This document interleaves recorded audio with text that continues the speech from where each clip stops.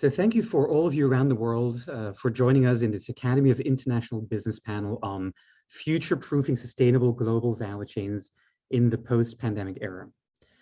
The COVID-19 pandemic has once again put global value chains front and center in policy debates.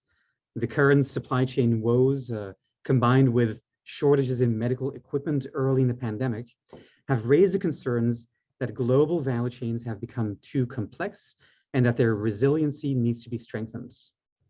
Adding to this, new evidence of forced labor and modern slavery across the globe has pressured governments to develop legislation that makes multinational firms responsible for the labor conditions throughout global value chains.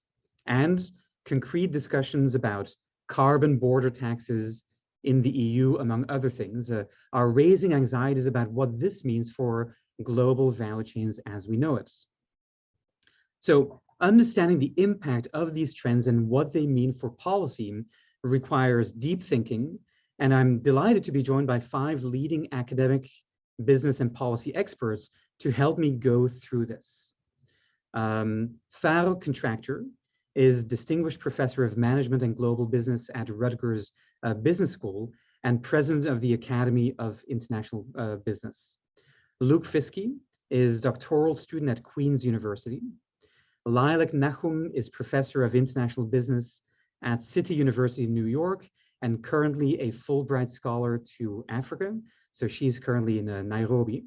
Sébastien Miroudot is a Senior Trade Policy Analyst and renowned Global Value Chain Scholar at the OECD. Scott Paul is a Director of Natural Resource Sustainability at Taylor Guitars in the United States. And my name is Ari Van Asch, and I'm Professor of International Business at HEC Montreal in Canada. So welcome all to this panel.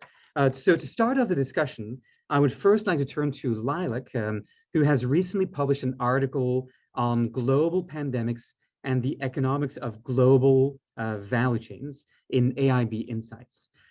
So Lilac, my question to you is, what new economic pressures has the COVID-19 pandemic unleashed, and how are these altering the structure and organization of global value chains?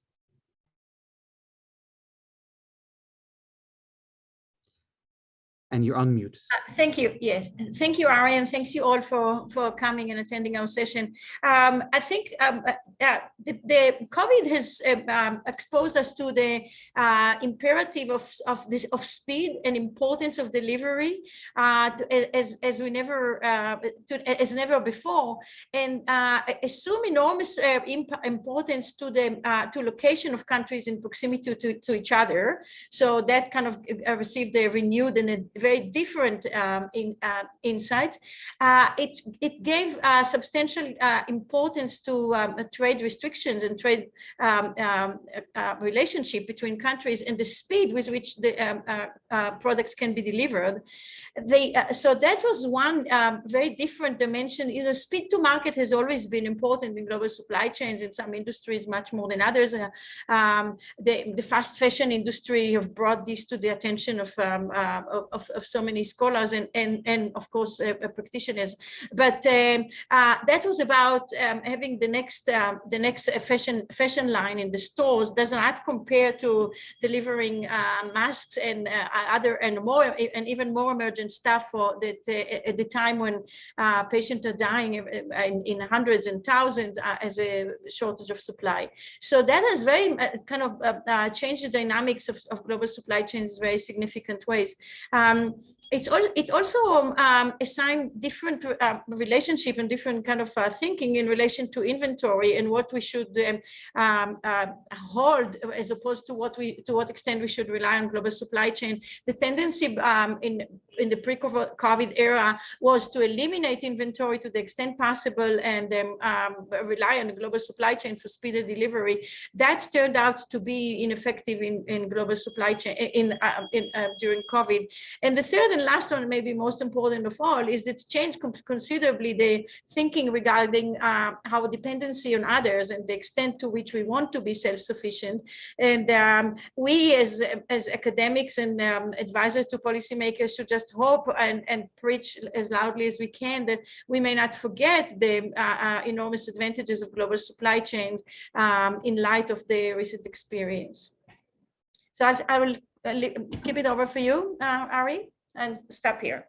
So thank you very much. I think you raise a very important point that indeed global supply chains can lead to certain supply chain shocks, but they also often are being built in order to develop agility. And so if you take the words that you mentioned, like speed, inventory, dependency, you suddenly start thinking about the hot topic that we hear right now on global value chains, which is the question of resiliency. And so here I want to turn to Farrokh. Indeed, we've heard many times in the conference and other places that companies need to reconfigure their global value chains, perhaps by sometimes reshoring or diversifying their suppliers, but all this can actually come at a high cost. So my question to you is, how should companies find an optimal balance between supply chain resilience and the cost of procurement? I'm going to share my screen. I hope it works.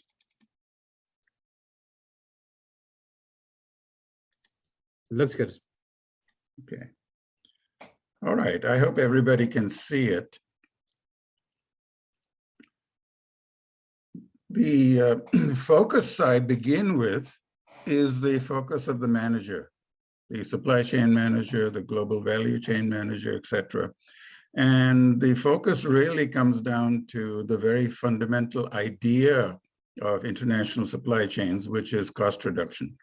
And over the last 40 years, we've built this very fine-tuned system driven by intense price pressures, which then lead to a desire to cut costs, which could be either through automation or offshoring.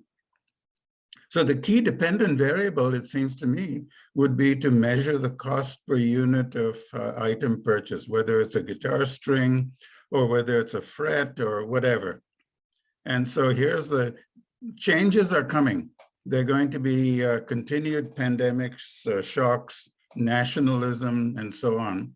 And so GVCs in the future are going to be recast to show greater risk aversion. So in this model, what we see on the vertical axis is the cost per unit of procured item. And I propose a J-curve hypothesis where the black line is just the cost per guitar string or the cost per a ton of steel or whatever. And in the red dashed lines is the risk, which reduces from left to right on the x-axis, which is based on 4 variables. First of all, the black line is the number of suppliers, which if you increase, you're more resilient. If you are more geographically diversified, and if you are, let me jump to the right-hand side, the explanatory variables. You can construct an index of diversity and distance in terms of politics, culture, and geographical distance. And of course, inventory levels at the point of use can also go up.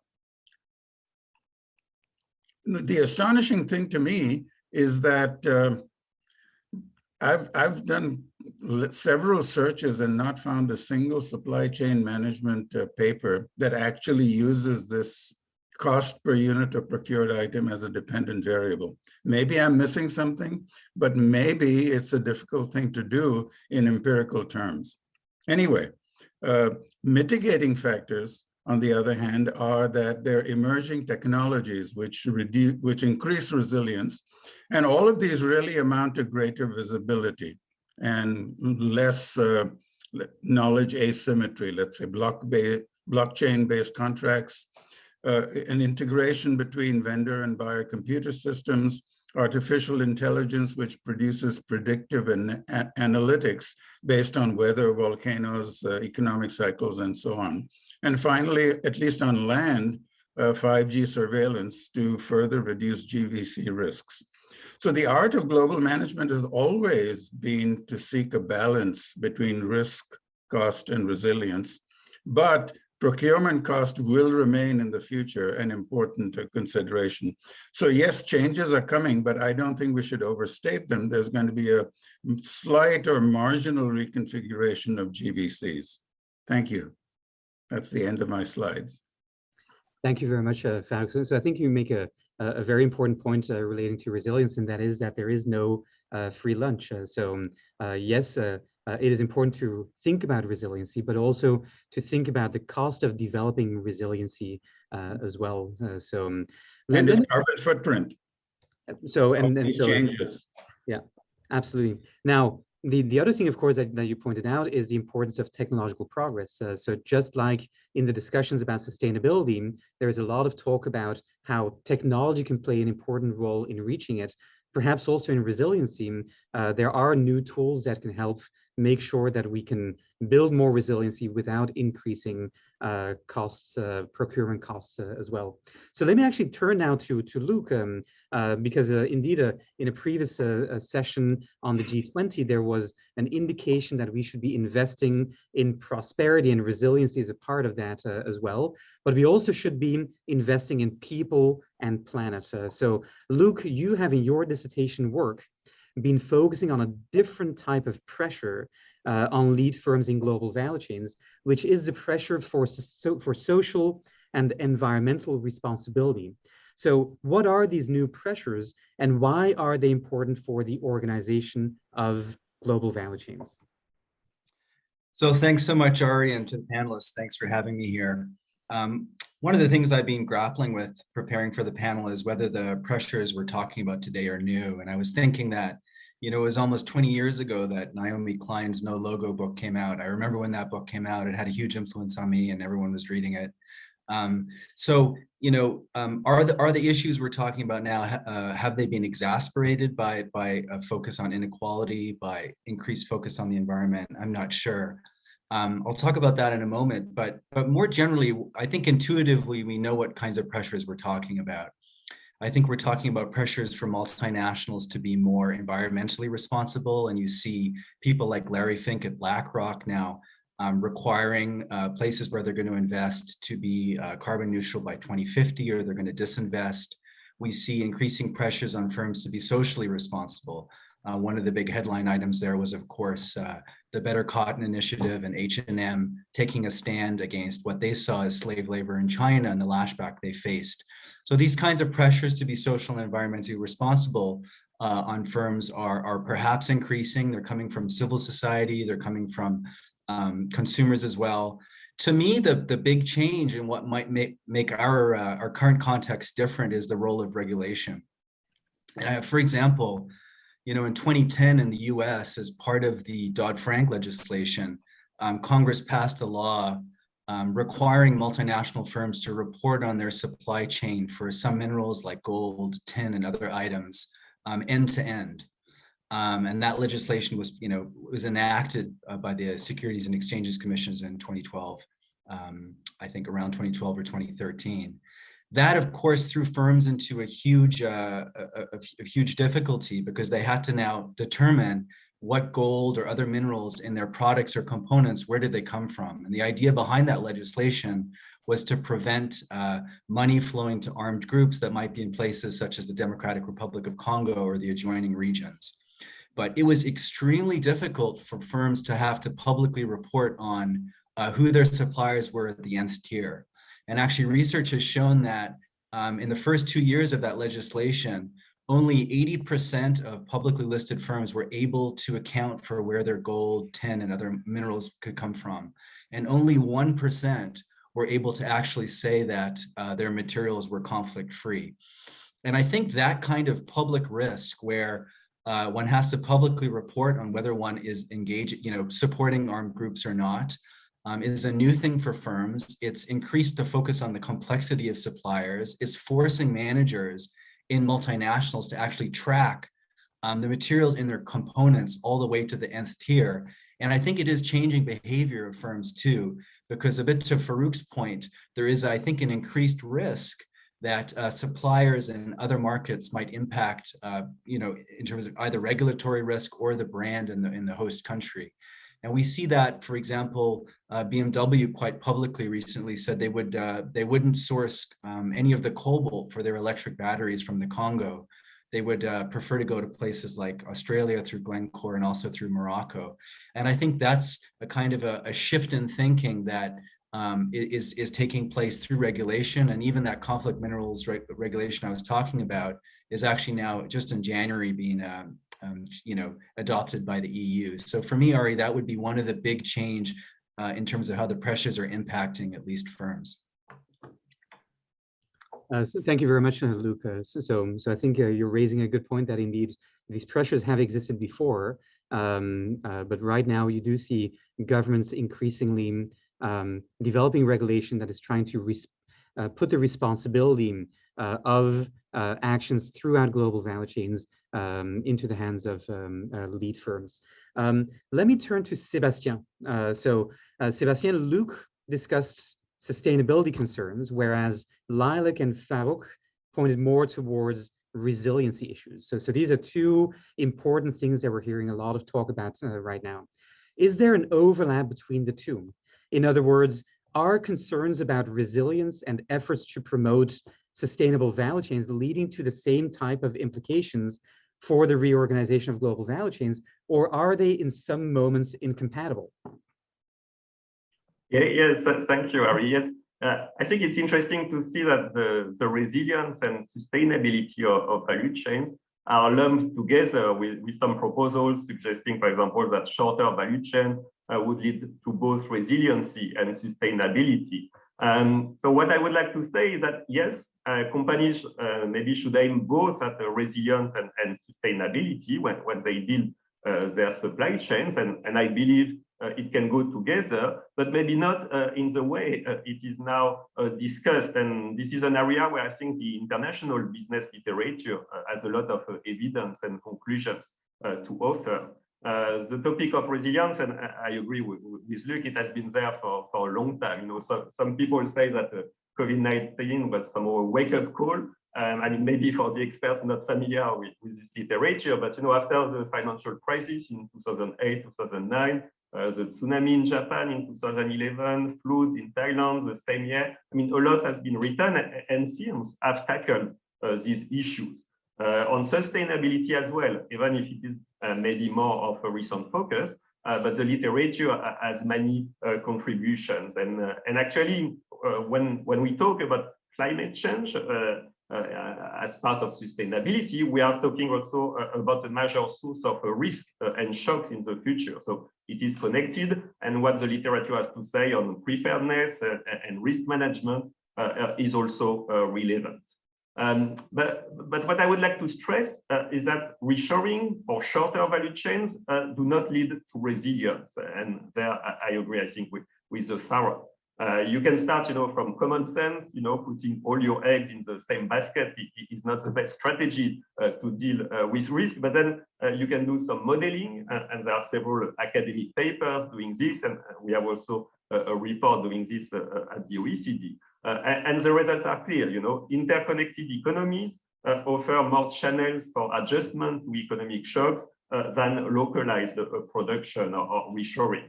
And through their complex production networks, MNEs are always doing better than domestic-oriented firms when facing any type of risk. And again, there are many case studies and empirical evidence illustrating this.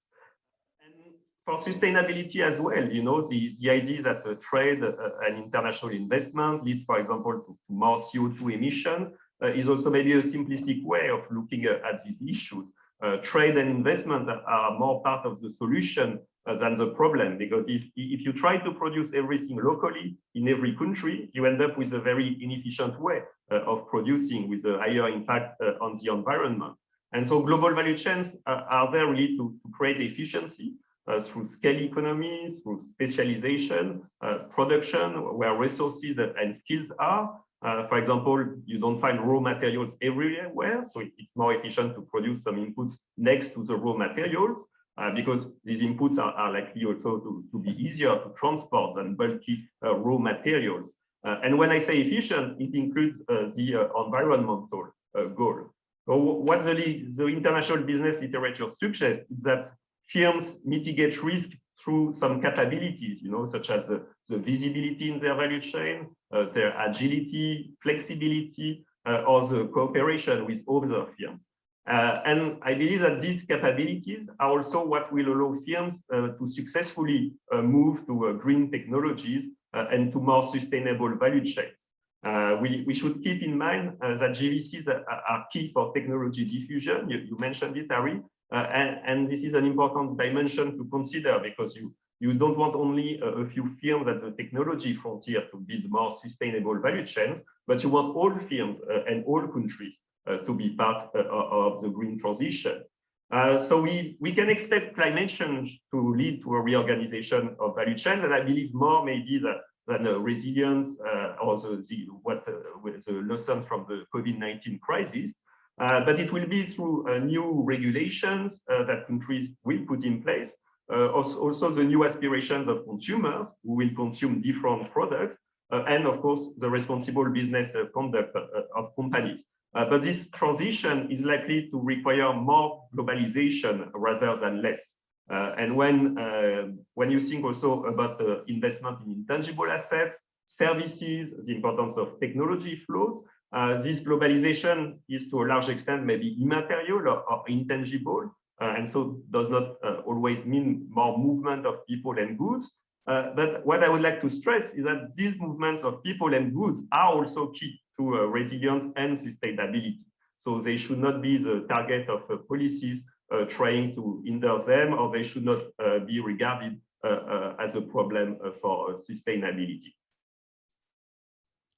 Thank you, Sébastien, and thank you for pointing out that that once you start putting all these things together, that perhaps what we need is more globalization, not less. So this is also something that Farouk has been doing quite a bit of research on, and so I would encourage the listeners to perhaps read some of the work of Sébastien and Farouk to understand what is being meant with that. So indeed, global value chains and their link with resiliency is much more complicated than people think. And global value chains and link with sustainability is also quite a bit more complicated than we think. And so we do need to be looking at solutions for resiliency and sustainability that actually needs to embrace international cooperation and global supply chains. This actually brings me to Scott Paul, who is the director of sustainability at Taylor Guitars, which is a company that cares about sustainability, but also has global supply chain. So Scott, in what way do you see Taylor's global supply chain shifting in order to be more sustainable? And perhaps if you can also comment on some of the things you've heard before, that would be great as well. Thank you. It's a pleasure to be here. I've been asked to speak from the perspective of a manufacturer on this increasingly important topic of sustainability and supply chains in an uncertain time. But first, very briefly, a little bit about Taylor Guitars to explain where I'm coming from and set the context. We were founded in 1974. We have a factory in San Diego, California, and a factory right across the border in Tecate, Mexico. Combined, we finish a little over 750 guitars a day. And we distribute all over the world. So we're just a guitar company, but we're growing exponentially, and our brand equity, our brand value is correspondingly increasing. We source a range of materials. We're also an energy consumer, but today my questions will be largely related to wood consumption. And the kind of comment we have around here is we don't know what sourcing wood is going to be like in the next 10 years, but we know it's going to be very, very different than it was 10 years ago. Sourcing wood on a global scale has been a very predictable, traditional endeavor for well over 100 years, but that is changing rapidly and in real time, thanks to international regulation, thanks to diminishing resources. Forest cover is shrinking across the planet, and of course, consumer expectation. So we need to react to all of that.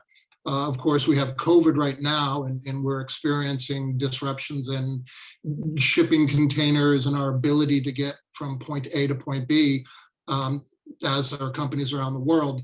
But I'll just briefly mention 3 things that we're doing with a longer term vision. There are people, Taylor Guitars, looking at the day-to-day crisis management of not being able to get material or not being able to ship material. I have a more longer term view. The 3 things that we're really focusing on is we've always had a very close relationship with our primary suppliers. We don't tend to deal with brokers or middlemen.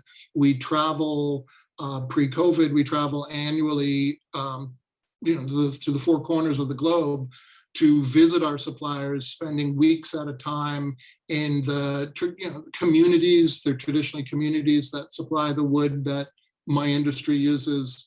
And we have a close working relationship. In years when they're struggling, we'll buy more wood than we need to help them get through whatever they're dealing with at the time. That's reciprocated. We're in relationships with communities in some cases for 30, 35 years. And that direct, intimate relationship is always served us well, but is increasingly important. And I think will be exponentially more important in the future as resources become more scarce. And you respect and maintain the business relationships you've had, in some cases generationally. A second thing that we're finding ourselves doing for some of the key resources that we use, joint ventures and partnerships. We have a joint venture in Cameroon in and around our procurement of ebony. We have a joint venture in Hawaii with another company in and around our procurement of koa, which is another popular tone wood. We've just started a new joint venture with related to urban wood. I'm in Southern California. You can watch the sunrise behind me. And we're looking at non-traditional feedstocks. We're looking at plantations and urban wood, city waste wood. When a city removes a tree, that wood is traditionally chipped up and mulched or sold for firewood. We're learning there's tremendous value in that wood. So it's a reaction to the fact that sourcing wood globally is going to be a fast-moving, very changing dynamic moving forward. So the final third bit we're doing in the time that I have left is just resource restoration. We've spent over $1 million in Cameroon and have planted over about 20,000 ebony trees at a community level. We have a major reforestation effort in Hawaii, and we're also planting the species that we're using from the urban canopy here in Southern California. So close, intimate relationships with our primary suppliers, partnerships and joint ventures on the ground in the regions where we're working, and investing increasingly in resource restoration. Thank you, Scott. So if I listen to what you just indicated, and I can contrast it with what Lilac said in the beginning. So she indicated that right now speed is and fast global value chains is being affected. And when I think about fast, I think about being able to switch suppliers very often, perhaps having multiple different partners around the globe. You're talking about long-term relations. You're talking about joint ventures and partnerships. You're talking about investing into a circular economy. These are very different business models than we are traditionally used to hearing about. So here actually I want to switch to Luke. So Luke, you have made the point in your research that developing sustainability throughout a global value chain is not easy and requires the development of real dynamic capabilities. What do firms need to be good at to better orchestrate their global value chain for sustainability? Thanks, Ari, and thanks, Scott, for addressing the panel as well. I've asked them to put up a slide here. It's quite a detailed slide. We're not going to go through all of it, but it's a way of answering the question that Ari just posed around what do firms need to be good at to improve the sustainability of their GVCs. The first point I just want to make up front is to linger on the word dynamic. And you know, I think the default position for a lot of firms who want to be sustainable is to move to a model where they just start auditing their suppliers or they sign up for certifications. And at the heart of the management literature into dynamic capabilities is the point that in order to adjust and to be able to change to fast-moving markets, firms and multinationals need to really build up organizational routines over time that will allow them to adapt. And I think that sustainability and the pressures we were talking about earlier, under a pandemic or otherwise, is exactly the kind of fast-moving changes that firms need to get ready to adapt to. What we've done in the framework, which I've developed actually with Ari, my supervisor, Anthony Gerzen, and also Scott has been really helpful chatting to us about this as well, is we're beginning to think through using Tisa's concepts from 2007, where he talks about what kinds of dynamic capabilities firms need. And we are conceptualizing 3 roles that multinationals might need in order to manage their GVCs. And each role is aligned to one of Tisa's concepts of sensing, seizing, and transforming. Just really briefly, what I think the framework is trying to show you and emphasize is that firms need to understand that their capabilities they need are going to be different depending on whether they're trying to decide on what issues they themselves are going to prioritize, how to manage a supplier or a partnership once they're actually going out into their GVC and they're addressing one node, much as Scott was just talking about briefly with some of his suppliers. And then if they're thinking of the capabilities they need to address the network as a whole. At each stage, you know, there's a rising unit of analysis, and managers, I think, need to understand that the capabilities they need at each stage is a little bit different. So I might just pick up on each just really briefly. If we think of the internal prioritization role, this is really where firms have to decide, well, what issues matter to me and how do I invest in? And we heard Scott talking a moment ago about how they invested in wood. But, you know, a capability firms are going to need to do this well on the bottom left is to map their supply chain. They need to, understand, as I was talking about earlier, where are they in their supply chain? Who are their suppliers? What is the power they have in the supply chain? Where do the materials come from? Because it's only through knowing that they're going to know really what issues are they exposed to. It's dynamic too, of course, because that kind of supply chain mapping is never finished. You know, if you think about the conflict minerals legislation, conflict zones never stay static. They're always switching. So firms need to build up a kind of a routine to always be ready to sense where are we in our supply chain? How is it changing? And then they can adjust if they need to. Once they've decided on an issue that they want to address and they're moving more into the external developer role, which is they're taking advantage of an opportunity or they're going to try and mitigate a risk, again, in one particular node in the supply chain. One thing they're going to have to get really good at, and actually Scott just mentioned it, is building alliances. You know, typically to address a hotspot node in a GVC, often firms find they can't do it alone. They're going to have to learn how to partner with other firms, or equally often with NGOs to try and improve an area in a GVC. And that's the kind of capability that just doesn't come naturally. You can't just flick a switch. Over time, you have to get good at working with partners and working with NGOs. And finally, when we think about firms wanting to scale what they're good at in one node across the GVC, and this is the transforming concept of TSIS, which we're calling the role of the network orchestrator, there's a couple of things that, you know, multinationals are going to have to get really good at.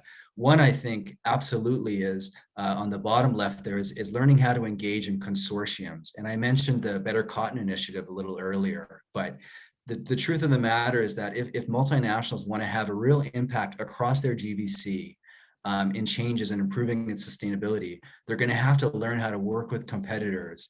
And that's a very different kind of capability, organizational capability, to just working with one partner.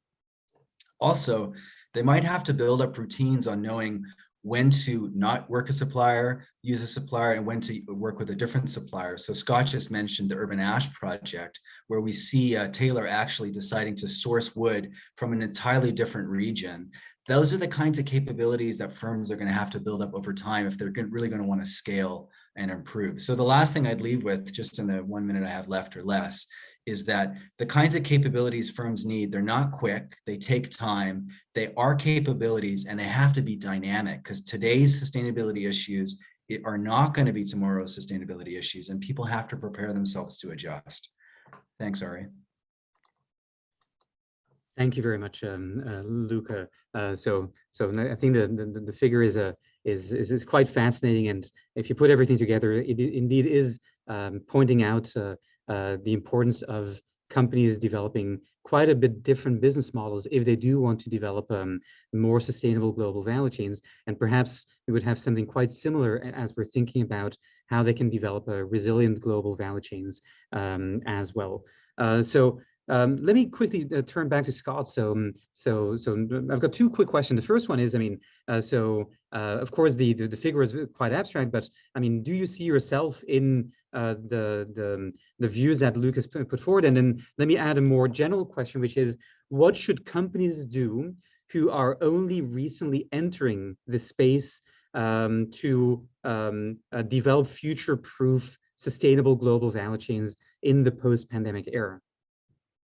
I'm in broad agreement with what Luke just mentioned, especially in regard to companies that source resources from around the world, getting involved in a broader consortium, educating themselves. I'm a proponent of certification systems and third-party service providers, but to rely exclusively on that, I think it's a little bit perilous.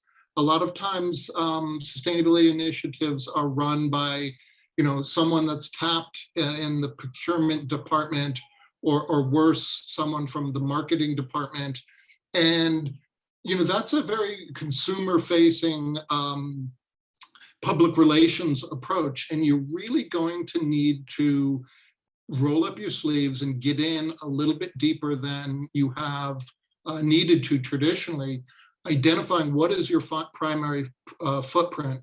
For Taylor, it's wood. For another company, it may be pulp and paper, or energy, or transportation. But starting perhaps with your primary footprint and understanding at an institutional level, at a corporate level, what are the politics, both globally, nationally, locally, talking, not just visiting your providers, your material providers, but meeting with government officials. I assure you there are non-governmental organizations, multilateral institutions, and government officials, both in your country and in the country where you're sourcing, that are intimately familiar with the region, the politics, social conflict, what's happening from a resource standpoint. And if you're not schooling yourself on these issues, then I think you're just kicking the can down the road, as they say, waiting for trouble to happen. We're entering an era of where transparency, supply chain transparency will be linked to brand equity. And if you're not able to say yourselves, and by yourselves, I'm meaning not have a third-party contractor or a certification system, just run those flags up and say, everything's fine here. Look, we have this litany of certification systems, which again are wonderful things. But if as an institution, you do not have an intimate knowledge of what's happening, then you're not gonna see changes coming. I'll just say that the three issues for us, for forests, and I'm sure it applies to other resources, when you start seeing changes in price, you start seeing changes in quality, or you start seeing changes in geography. By geography, I mean, oh, we can't source it from this country, but now we can source it from that country. These are indications that there's something wrong, that the resource is under stress and you're having to pay more accept lesser quality, or get it from another region. These should be alarm bells being set off if you're a buyer of these resources. And again, I would just stress dedicating someone in the corporation to really become an expert in the geographies and materials and politics of what you're sourcing. Otherwise, one day the rug is going to get pulled out from underneath you, and you will not be smart enough, you will not be agile enough to be able to adapt to a rapidly changing world. Thank you, Scott. So that certainly would indicate the creation of an important capability in an organization if you would be putting a person in the organization like this. I'm going to quickly, before I go to the next question, raise a question that was put in by the audience, and I'm going to ask Farrell perhaps to answer this. So the question is, would the increased globalization affect the resilience and robustness of the global value chains of multinational firms?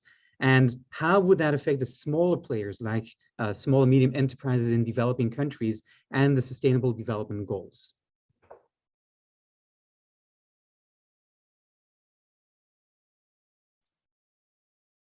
There are several questions wrapped up together in this, so I don't know quite how to respond. First of all, in the context of what we've been saying, the coming changes will mean somewhat shorter, for some companies, somewhat shorter supply chains, and that is going to be good for the environment, good for, but on the other hand, to the extent that changes mean more suppliers in more countries, that destroys economies of scale, it increases the number of shipments, and so on. About the other question of including medium and small companies, that's a thing that's coming.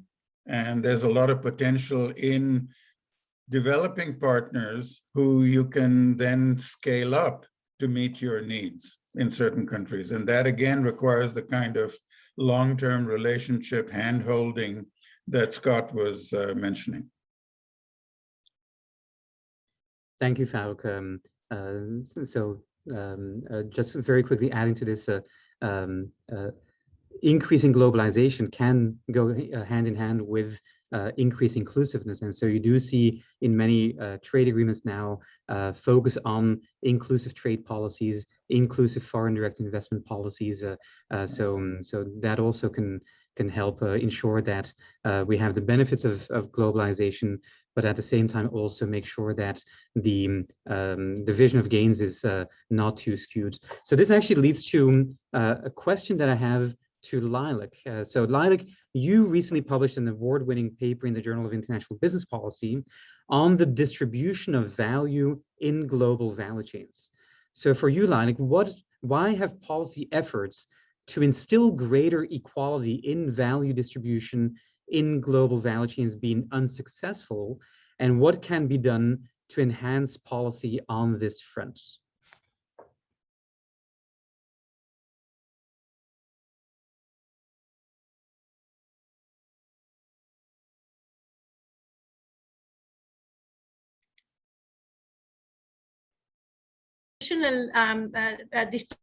Continue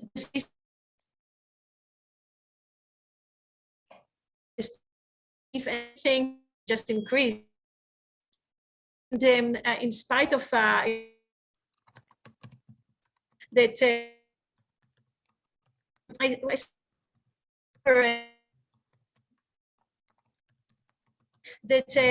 might be that we might need a different logic and a different thinking about those issues, because global and more spread, at least in pre. I'm mindful of the discussions that we the shortening of the supply chain. There are. Lilac? And sorry, we're actually having some audience audio problems because of a lack of connection that you're having. So maybe do you first want to try to turn your video off and see if that works? If not, we can try to come back to you at the end.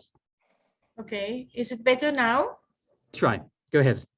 Yeah, okay, yeah. So the one was the globalization. The second, and this very much ties up with the what Scott suggested about describe the kind of the nature of relationship that characterize global supply chain. So Scott describes so vividly, and so the way he interacts with the suppliers of food, and so I think putting the two together, and also the point that Luke made about the failure of the regulations of the requirement to for global brands to dispose the entire supply chain and really record all the suppliers that are employed by their supplier and supplier. 1% of those firms were able to meet these requirements. All these together put to something that regulatory intervention might not be the right approach at all. So what I suggested in this paper and in the book in some maybe less developed way is that global supply chain are inherently increasing, involve enormous amount of interdependencies among participants, and these give the participants themselves the power to modify each other's behavior and create economic incentives for socially desired types of behavior.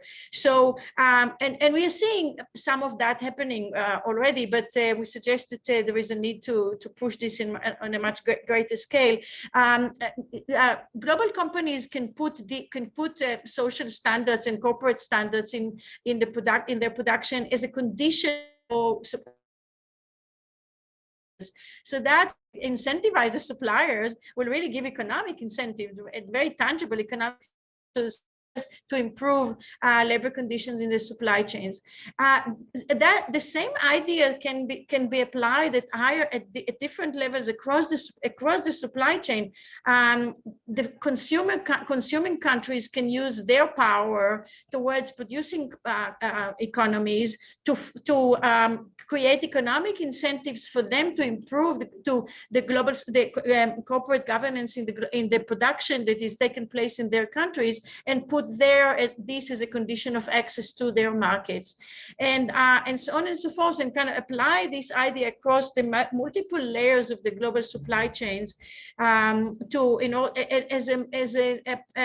a market-based approach that appear to be more promising and perhaps more sustainable in improving distortion of distribution of value in global supply chains. Back to you, Ari. Thank you very much, Lilac, and the sound was great at the end. So this is fantastic. So indeed, issues of developing countries and least developed countries and how they can integrate and participate in global value chains is critically important. But once they're part of it, there are, of course, also issues about how they can also get a significant part of the value capture. And so there's some very important work by lots of AIB scholars that are looking at these issues, including Lilac. So let me turn to Sébastien, who is really the policy expert on the panel. So Sébastien, what are, according to you, the policies that can lead to more resilient and more sustainable value chains in the post-pandemic era? And maybe also, if you want to respond as well to the question we had from the audience on how increased globalization can actually be leading to resilience and inclusiveness, so that would be great as well. Okay, I will try. But first, let me say that whether we talk about resilience or sustainability, it is really at the firm level that strategies are put in place to achieve these goals. And Luc and Scott, for the sustainability part, I think gave interesting pointers in terms of how you do it, but also the challenges. But one reason why it's at the firm level is that because only the firms creating and managing the supply chains can make them more resilient or more sustainable. This being said, I think there is an important role for governments, and the first role of governments is maybe to do no harm. You know, there are many ways governments can introduce distortions or prevent firms from reaching the best organization for their value chains.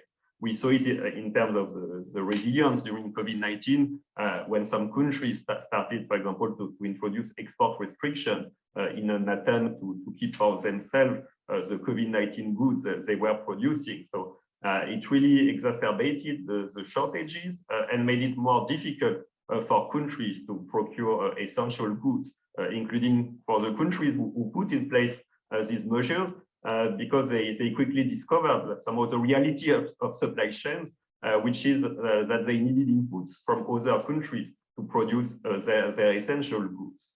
The second important role for governments is to set up the right regulatory environment. When we think about sustainability, there are, of course, rules to put in place. And the challenge is maybe to set up rules that will support the efforts of firms rather than creating constraints leading to inefficient outcomes. For resiliency, there is also the question of regulatory flexibility. And maybe it's one lesson from COVID-19, how governments can also be more agile, reactive in the way they create rules for exceptional situations. Third, both to promote resiliency and sustainability, international cooperation, I think, is key. And somehow that's also my answer to the additional question you ask. These are global challenges that are best solved through cooperation across countries. We talk about global value chains because production is global. So the right regulatory environment cannot be isolated from what other countries do. And cooperation is not only across governments, but also with firms. Public-private cooperation, it's another important component of policies addressing resiliency or sustainability, and an area maybe where more could be done. But that's also why globalization can lead to more sustainability and resiliency. Lastly, I think governments also have an important role when it comes to investment in infrastructure, including digital infrastructure. The capacity of firms to cope with unexpected events or to shift to green technologies also depends on public infrastructure that governments are in charge of maintaining and improving. So at the end, firms are managing supply chains, but they operate in an environment that is shaped by government policies. This is why both firms and governments have a role to play to create more resilient and sustainable supply chains. And somehow things can go wrong when governments try to do what firms should be doing, or the opposite, because there are also private standards put in place by firms that can be an obstacle to good policy making or to the advantage of firms, but maybe not societies. So there are, of course, challenges because we don't know exactly what is sustainable or how to address the impact of large unexpected shocks or events such as a pandemic. So it's not easy to anticipate all kinds of risk and to prepare for climate change, which is a big source of risk. But maybe the main takeaway I would like to leave with you is that international cooperation is key among governments, but also involving firms. Thank you very much, Sébastien. So we're running towards the end of the panel. If there's any last questions, please put it onto the chat in the on the right of your screen. So there's a couple of takeaways that I certainly have gotten from today's session. The first thing that we certainly heard is that right now there is a lot of concern, and as a result of that, also a lot of creative thinking about how firms and countries can create more resilient and more sustainable system. At the same time, what we've also heard from the various speakers is that resiliency is not the same as sustainability. In some cases, they can go in the same direction. In other cases, they might actually go in opposite directions. And we need to keep that in mind as we're developing either international business strategies or international business policies. The other thing that we've certainly heard is that some of the narratives that we're hearing, not so much in the World Investment Forum, but certainly in more domestic policy circles, that if we want to develop resiliency or if we want to develop sustainability, that this means that we need to be pulling back from the international system, that both theoretically and empirically, there's significant flaws in this reasoning. Yes, in some cases, it can play an important role, and this is something we need to take into account. But in many other cases, actually, we do need international in order to get things done. If we just look at the COVID-19 pandemic, people, for good reasons, are focusing a lot on the current supply chain woes. On the other hand, it's actually quite remarkable how the first year of the pandemic, we actually were able to keep resiliency in a lot of very important products, despite the fact that factories were closed and people were not able to travel and all these things. That is a resilient international system. So one concern that I certainly see, and this is in line with what Sébastien was indicating as well, is that because of issues like a pandemic or a global financial crisis in 2008, 2009, what we see is that trust erodes. And as trust erodes, international cooperation becomes more difficult. And these are dangerous moments that we need to get through right now. And so it's important to think about these things. So I would recommend all of you to pay careful attention to the work that UNCTAD is doing on resiliency and sustainability and the global value chains, what the OECD is doing on this work as well.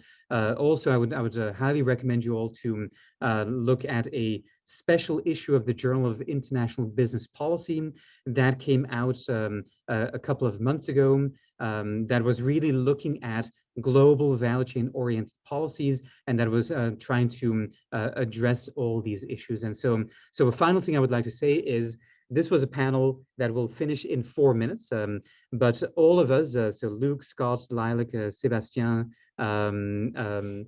but also Faruk, we breathe these things. We like to think about these things. If you have more questions for us, please reach out to us.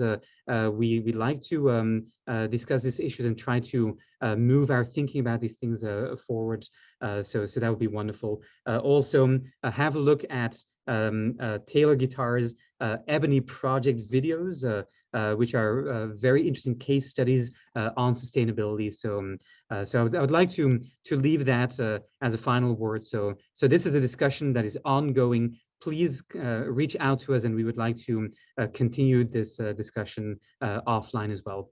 In the meantime, please enjoy the rest of your conference, and thank you to all the panelists for your interventions.